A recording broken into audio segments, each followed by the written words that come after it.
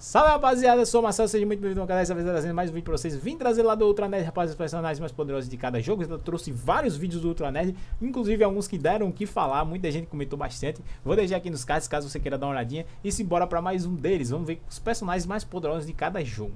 Vamos ver se eu concordo ou não.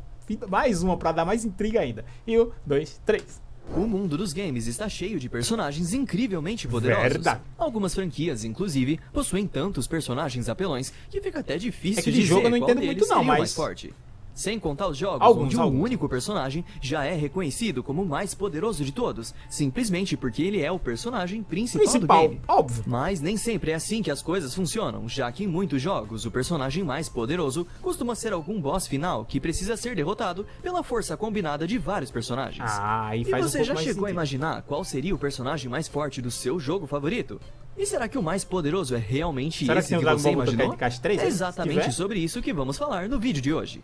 Vamos reunir vários jogos e analisar cada um deles para ver qual seria o personagem mais forte dentro do seu respectivo universo.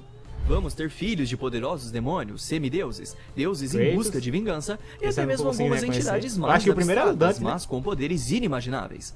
Lembrando que o que vamos falar aqui é apenas a nossa opinião e não uma verdade absoluta, beleza? E se você quer jogar os seus jogos online de forma totalmente segura, sem correr o risco de ter as suas informações roubadas pelos temidos hackers, você precisa de uma VPN. E a que eu uso diariamente e recomendo é a VPN da Surfshark. Sonic. A franquia Sonic acumulou vários personagens super poderosos ao longo das décadas, como o próprio Sonic, o Shadow, o Silver e tantos outros. Mas existe um personagem que é tão forte que para ser derrotado precisou justamente da força conjunta desses três que eu citei para que isso fosse possível. Estou falando do Mephiles the Dark, um personagem que surgiu lá no game Sonic the Hedgehog de 2006. Esse personagem surgiu graças ao Projeto Solaris, um projeto de pesquisa que estava estudando o deus do Sol Solaris para conseguir coisas como controlar o mas desse projeto, eles acabaram criando dois seres, Iblis, que era a força bruta e o poder do Deus do Sol, e Mephiles, que era a consciência do Deus do Sol. Durante esses eventos, Shadow e Silver conseguiram selar esses dois seres, mas muito tempo no futuro, eles voltaram a se libertar, e é a partir daí que o problema acontece de verdade. Mephiles não é feito de matéria, ele é literalmente feito de escuridão, o que o permite ter muitas habilidades de transformação, podendo se transformar em outros personagens ou até mesmo adquirir uma forma líquida ou gasosa. E se já não bastasse ele ser naturalmente poderoso, ele pode ficar ainda mais forte, absorvendo as sombras dos seus adversários. Mephiles também consegue manipular e se mover através do tempo, além de conseguir fazer isso com outros personagens. Ele pode até mesmo criar clones de sombras, e ainda é capaz de fundir esses clones para criar monstros de sombras. Não só isso, como o Mephiles também consegue disparar energia dos poderes, mas o Mephiles eu já durante o jogo, ele vai mostrando mais e mais habilidades, se tornando cada vez mais poderoso. Porém, já deve ter alguém aí pensando, o Solaris não seria o mais forte? E bom, sim, você tem toda a razão, mas aí que tá a pegadinha. Solaris e Mephiles são basicamente o mesmo ser, já que Mephiles é a mente de Solaris. Durante o game, Mephiles consegue se juntar a Iblis e voltar a ser Solaris, se tornando de longe o ser mais poderoso da franquia. E ele tem um design mais legal que o Solaris, foi desencadeado pelo Mephiles, e ele está atuando como a mente do Deus do Sol. Ou seja, no fim, eu não considero Solaris um personagem diferente. E enquanto na forma de Mephiles precisou do Shadow e do Silver só pra selá-lo, na sua forma final como Solaris, somente a junção de Super Shadow, Super Silver e Super Sonic foram capazes de derrotar o inimigo depois de uma extensa batalha.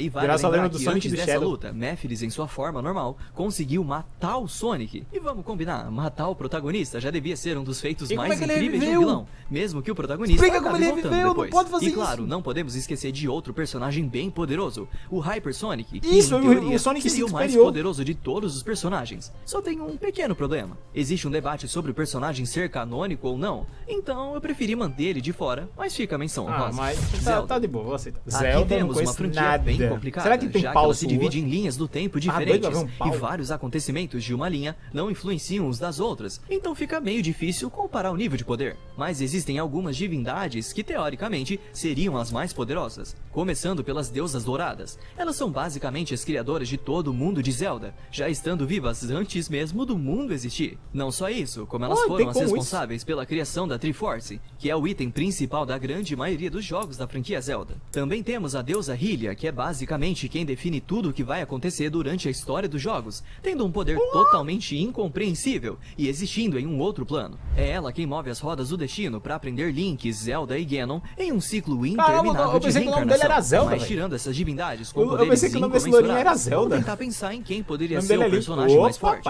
Podemos começar com o Demise. Caso você não conheça, Demise é um mau ancestral, que quando foi derrotado em Skyward Sword, ele lança uma maldição, afirmando que o seu ódio não terminará, mas renascerá em um ciclo sem fim. E resumindo bastante, é por causa disso que quase todo jogo de Zelda a gente enfrenta o vilão Ganon. Mas existe um artefato que até mesmo o Demise teme, a Triforce, aquele que foi criado pelas deusas douradas. Acontece que em quase todos os jogos, raramente é usada a Triforce completa. Geralmente temos um embate entre um Ganon com uma parte da Triforce contra um Link que possui a outra, às vezes recebendo ajuda de Zelda, que tem a terceira parte. Porém, lá no Super Nintendo nós tivemos um jogo que muita gente esquece. Mas Ganon, que é basicamente o ódio reencarnado do Demise, conseguiu pôr as mãos na Triforce completa. Só pra vocês terem ideia do quão poderoso isso é, lembram que o mundo de Zelda foi criado pelas deusas douradas? Sim. Acontece que o Ganon conseguiu criar uma nova dimensão, um mundo distorcido onde todos são monstros. Esse mundo ficou conhecido como Mundo das Trevas. Isso sem contar que o Ganon por si só já era um inimigo bem poderoso, só que foi totalmente imoral ele ter a Triforce completa. Pra quem não acompanha a franquia Zelda de perto, o jogo em que isso acontece se chama The Legend of Zelda, A Link to the Past,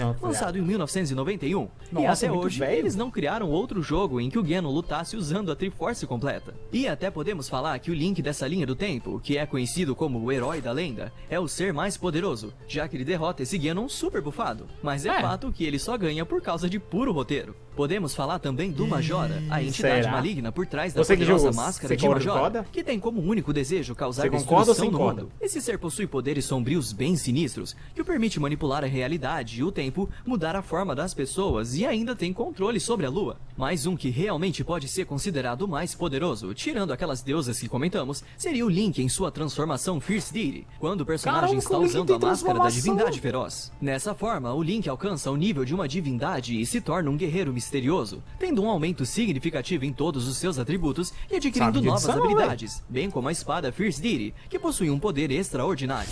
God of War. Eu não vou enrolar muito aqui, né, afinal, God of War é um jogo onde a gente sai matando quase todos os deuses das mitologias grega e nórdica com o nosso personagem Kratos, o deus da guerra. Mandar Zeus, mas então é de se esperar que ele seja o mais poderoso, na verdade. Kratos iniciou sua carreira como um simples guerreiro espartano, depois virou um general, um servo dos deuses e, enfim, se tornou um deus. Ao longo de sua jornada, Kratos foi adquirindo diversos poderes e armas bem roubadas, ao ponto de se tornar praticamente invencível e superar todos os deuses conseguiu derrotar ele. O seu auge na mitologia grega foi no God of War 3, onde o fantasma de Esparta simplesmente desceu o sarrafo nos deuses do Olimpo, derrotando deuses como Hades, Poseidon, Hélios e até o próprio Zeus. Já o Kratos do último game, o God of War Ragnarok, também é um monstro. Ele não só foi capaz de derrotar e até matar vários deuses da mitologia nórdica, como também lutou de igual para igual com o Thor, se segurando a todo momento. E também poderia ter matado o deus do trovão sem muito esforço, caso quisesse. Nesse último game, a gente também conhece um personagem que também é muito poderoso e que vale a menção, já que muitos dizem que ele pode até se equiparar ao Kratos em poder. Estou falando do Surtur, o gigante de fogo, ou melhor, de sua transformação em Ragnarok. Surtur é destinado a se tornar o próprio Ragnarok, eu acho seja, aquele que vai trazer a destruição total. Será que ele ganha? Vocês acham que ele ganha? Para condensar e resumir bastante para quem não teve a oportunidade, imagina que tudo que Kratos fez na Grécia ao longo de vários jogos, o Ragnarok vai fazer em Asgard, com um único golpe de espada. Pois é desse nível de poder que estamos falando. Como esse era o propósito predestinado do Surtur, ele morre no processo, mas ele de fato conseguiu destruir Asgard, e foi a grande arma secreta para vencer Odin e seus aliados no game. Mas em todo caso, se esses dois se enfrentassem, não há dúvidas de que o fantasma de Esparta daria um jeitinho de vencer o gigante de fogo, assim como ele sempre faz. Então, meus amigos, Kratos é o mais poderoso do seu verso. Azura's Wrath. E já que falamos de God of War, nada mais justo do que falar sobre um game que é muito parecido em temática e no constante uso de Quick Time Events.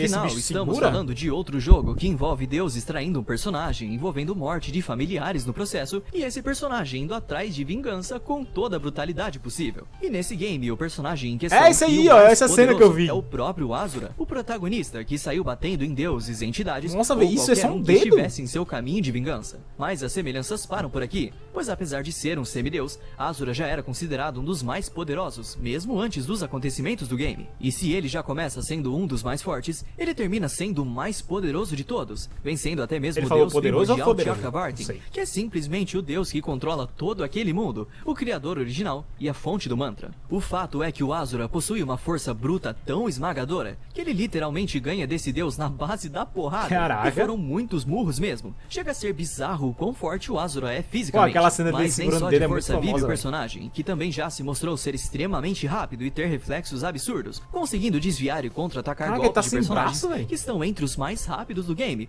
como Yasha e Algos. E além de ser forte e rápido, ele também tem uma resistência de jogar, insana, é pura brutalidade, muita porrada ao longo de toda a história do jogo. E é claro que esse cara também possui vários poderes apelões, como conseguir se ressuscitar, ter uma alta regeneração e fator de cura, conseguir sobreviver no espaço, ter uma resistência a poderes que envolvem a alma, fora uma porrada de transformações que ele tem no jogo, que vão deixando ele com um visual cada vez mais cabuloso e pronto pra socar o próximo inimigo. Tudo que eu gosto. E sim, o fator decisivo de todas suas lutas, a raiva. Quanto mais pé da vida o Asura fica, mais poderoso ele se torna. Ou seja, a força e o poder dele são proporcionais ao seu nível de fúria. Acontece que a raiva do Asura, podemos dizer que é infinita. Então, eu não preciso dizer mais nada, né? O cara ganhou do deus. Enquanto God of War ficou durante muito tempo na matança de deuses gregos e Asura's Wrath em combates grandiosos, feitos por Quick Time Events, Devil May Cry foi pra um caminho mais simples, matar demônios e ser cool. Mesmo que você não goste da franquia, basta assistir uma cutscene do Dante, que você já vai ficar impressionado em como esse personagem consegue ser tão maneiro enquanto mata demônios. Temos algumas cenas que são exageradamente forçadas e meio brega. Temos, mas acredite, isso faz ele ser ainda mais legal. Mas em nível de poder, os personagens de Devil May Cry não ficam pra trás. E novamente temos o protagonista se destacando, superando todos os outros personagens em poder. Dante é filho do poderoso demônio Sparda, e por causa disso, herdou alguns poderes demoníacos. Mas ele utiliza essa herança pra caçar outros demônios aqui na Terra. Morreu por e ao longo dos jogos, Dante já se mostrou ser tão poderoso quanto seu pai, conseguindo feitos como selar novamente o Mundus, e até mesmo matar o poderoso Argosax. Dante supera e muito as capacidades de um ser humano, tanto em força, velocidade, agilidade, reflexos e resistência. Além de tudo isso, mesmo em sua forma humana, ele tem algumas habilidades peculiares,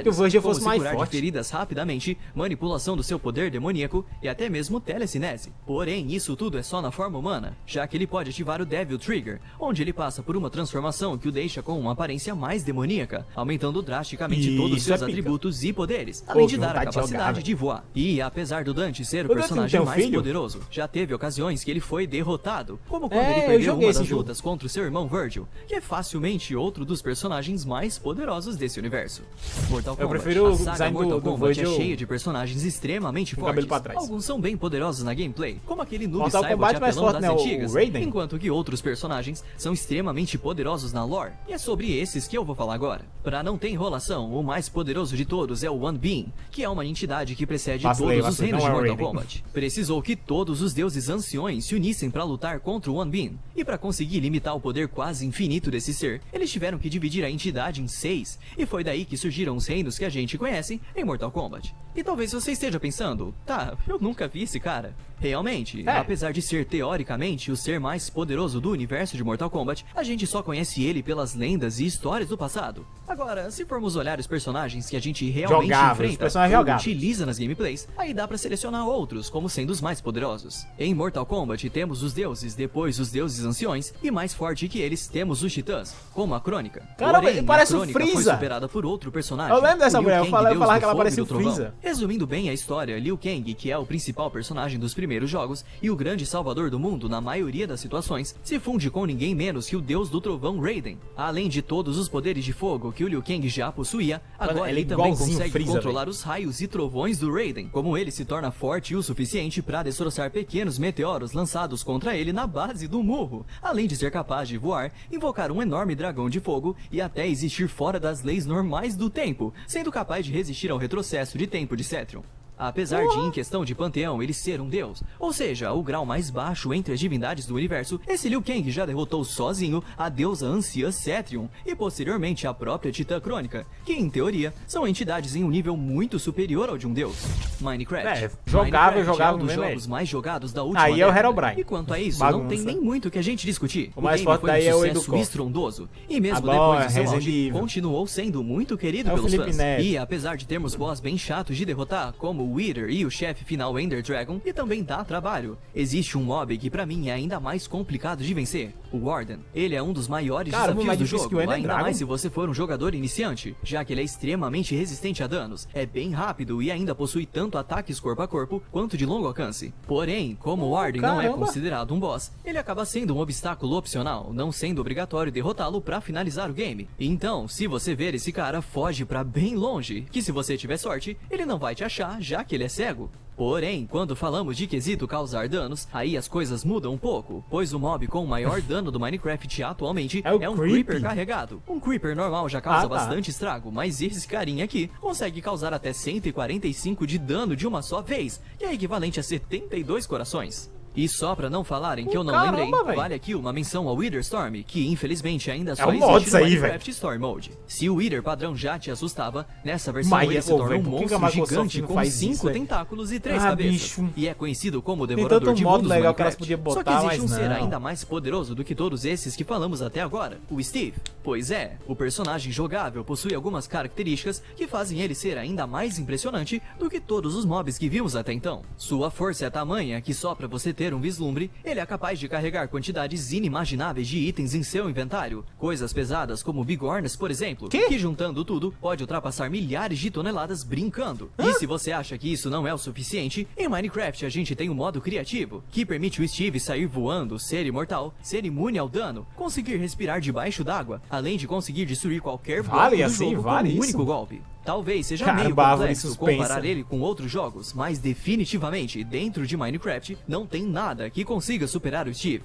E por hoje é isso, galera. Comentem aí se vocês acham que nessas franquias que falamos, existem alguns personagens ainda mais fortes, e se sentiu falta de personagens de outras franquias também. Deixem nos comentários qual outro personagem, qual outro jogo vocês acham que merecem aparecer por aqui numa parte 2 desse vídeo. Mas é isso, Ultranerds. Eu vou ficando por aqui, e até mais.